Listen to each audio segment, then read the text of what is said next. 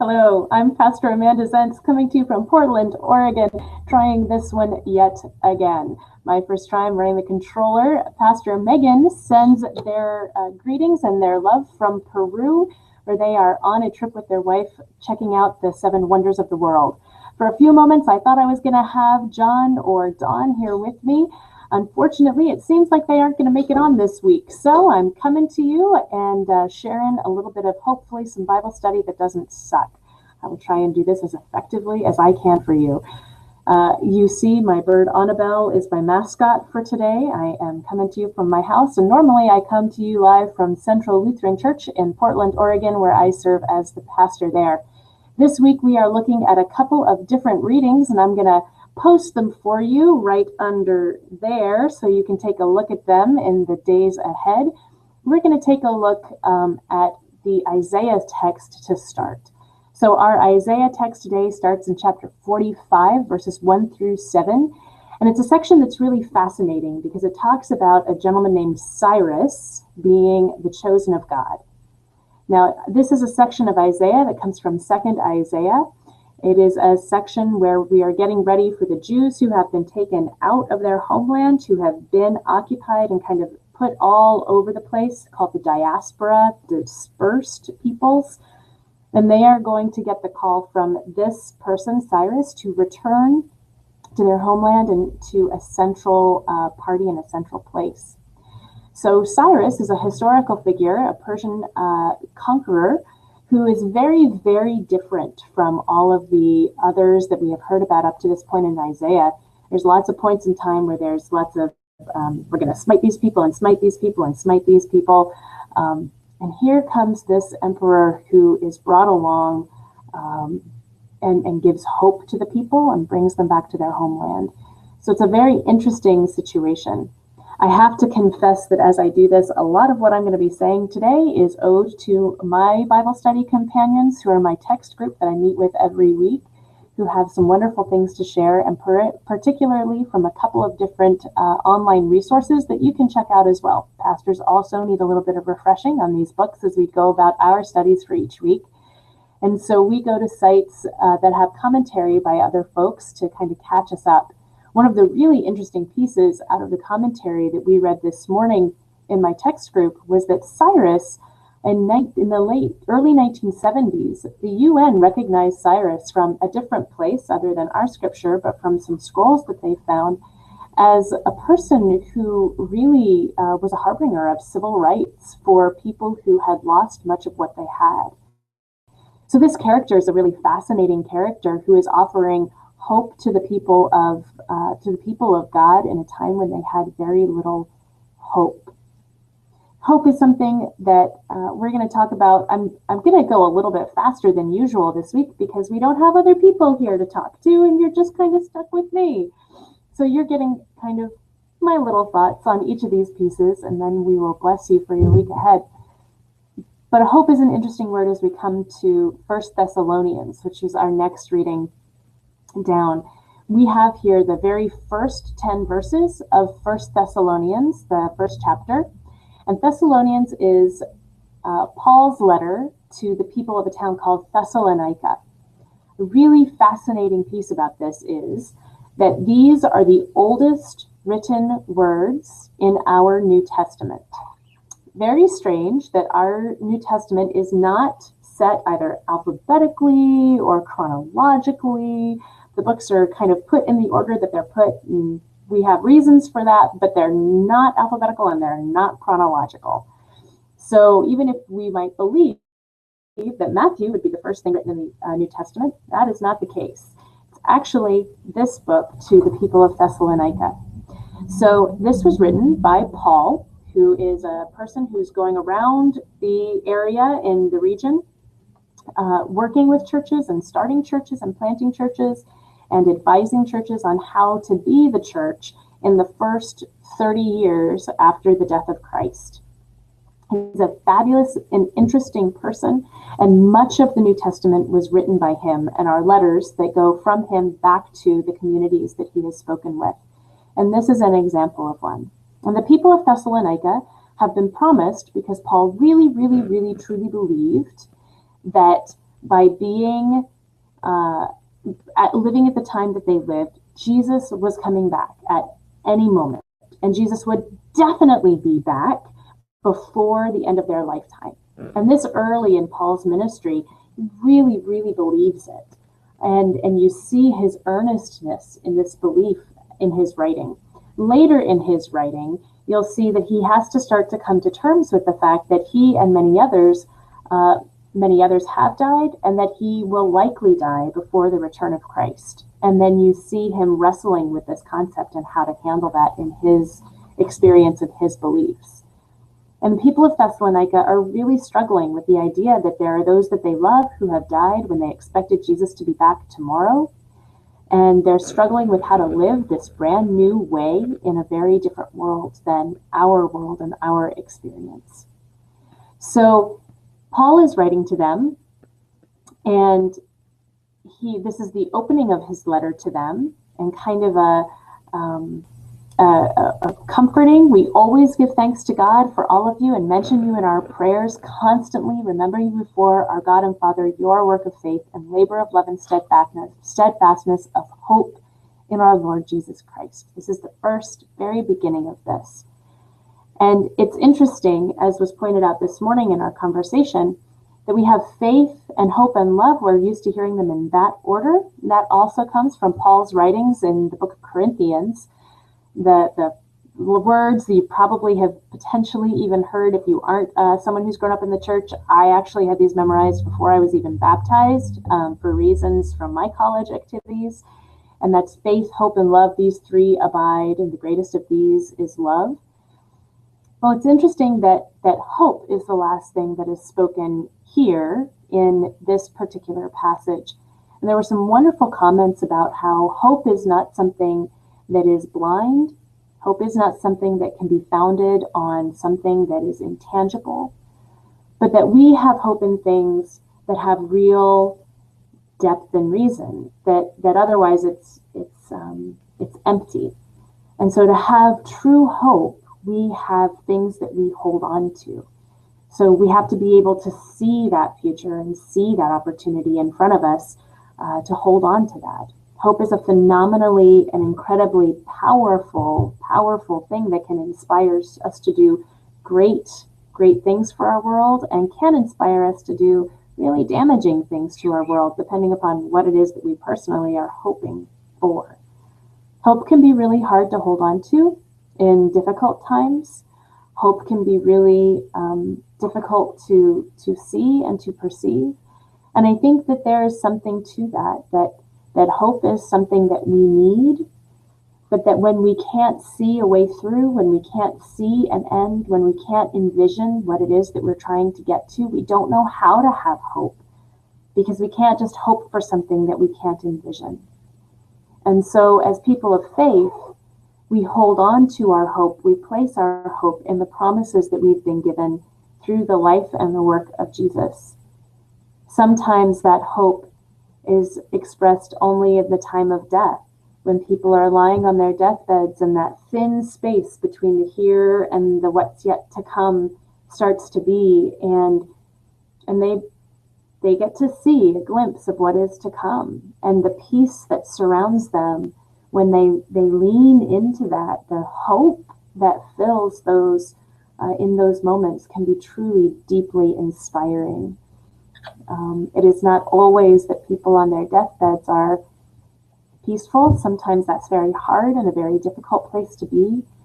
And for some, it is a great place of peace and hope when they lean into their faith and their belief that this is not the end, that there is something more that has been promised to us through the acts of Jesus on the cross. It's a lot of churchy talk, and there may be those out there who can't wrap their heads around that, and I want to honor that, because there's times and places where death is really scary and death is really hard, and I think it can take an interesting turn in life when we stop fearing death as much, and see it as something that is just the next step as our faith calls us to. But that's a really, really big topic and hard for me to take on just by myself with no one to toss that back and forth with. So I'm going to move on to the Gospel of Matthew. The Gospel of Matthew is also really fascinating this week. We have not had easy texts in these last several weeks. Many of my fellow preachers have been bemoaning this section of the lectionary that gives us our texts, but it is an excellent opportunity for us to practice discipline and preaching on things that we don't particularly love. Yes, last week I totally dodged the bullet and I did preach on the passage from Paul instead of the gospel. This week, I'm not actually preaching. We have a guest preacher coming to Central, and I'm excited to hear what he does with this passage. So we have Matthew chapter 22, verses 15 through 22, and this is a fantastic section because what we have is we have the Pharisees and we have the Herodians, and these two groups are people who don't get along. They really hate each other. And the only thing that unites them right now is the fact that they both hate Jesus and see him as a threat. And so these two are coming forward to try to trap Jesus. And that's exactly what our first verse says. The Pharisees went and plotted to entrap Jesus in what he said. So they bring the Herodians along and they go to Jesus in the temple where he's just overturned the money changer tables and he's kind of thrown this great big purging fit, getting all sorts of stuff out of the temple and calling people to task. And they come to Jesus and they say, "Teacher, we know that you're sincere and that you teach the way of God in accordance with truth. You show deference to no one, for you do not regard people with partiality. Tell us then what you think. Is it lawful to pay taxes to the emperor or not?" Now, this is a hugely loaded question. No matter how Jesus answers, he is not going to be able to find a way through this. If he answers that yes, he supports the tax on the people, the Pharisees and the people are going to be devastated. Because what this tax is it's a tax to the Empire of Rome, which is oppressing the Jewish people. And that money that they have to pay actually pays to oppress them and pays to keep them in their place. And so this is a horrible tax that people really hate giving. And it's a flat tax. They have to pay it. They don't get a choice in this. It's expensive and it's very, very burdensome. So if Jesus is to say, yes, pay the tax, then he is totally going to be able to be plotted against. Now, if he says, no, don't pay the tax, that's not what we're supposed to do as good Jewish people and as the people of faith, we are not supposed to pay this tax because we worship only one God and that is not Caesar, and so we don't pay the tax. If he says that, then the Herodians, who are the people in charge, the Jewish people who are in charge, Rome has given them permission to kind of run the area, and the Herodians can immediately turn him in for treason and for doing things against Rome. And then he's he's causing problems in Rome, and so he can be arrested and tried under Roman law for that reason. So it's this really thin line that they've created for him, and he knows it. He knows exactly what they're doing. So Jesus responds and says, "Why are you putting me to the test?" Right? Totally gets it. "Show me the coin used for the tax." And they bring out a denarius. Now this is fascinating because right there in the temple, to bring out a denarius, they're bringing out a likeness of someone, an idol. So they're breaking a commandment by bringing out this piece of idolatry. Also on the coin, the inscription of the coin puts Caesar as the equivalent of the Son of God. And so on that coin, just by having one in their pockets, these Jewish leaders are showing themselves to be breaking Jewish law. So they bring it out, and Jesus says to them, "Whose head is this, and whose title is this on this coin?" Right? So he's pointing out where they are breaking commandments, where they are failing in their own faith at this moment. And they answer, "The emperor's." And Jesus says to them, "Give therefore to the emperor the things that are the emperor's, and to God the things that are God's. And they have to walk away because Jesus has just completely shut them down.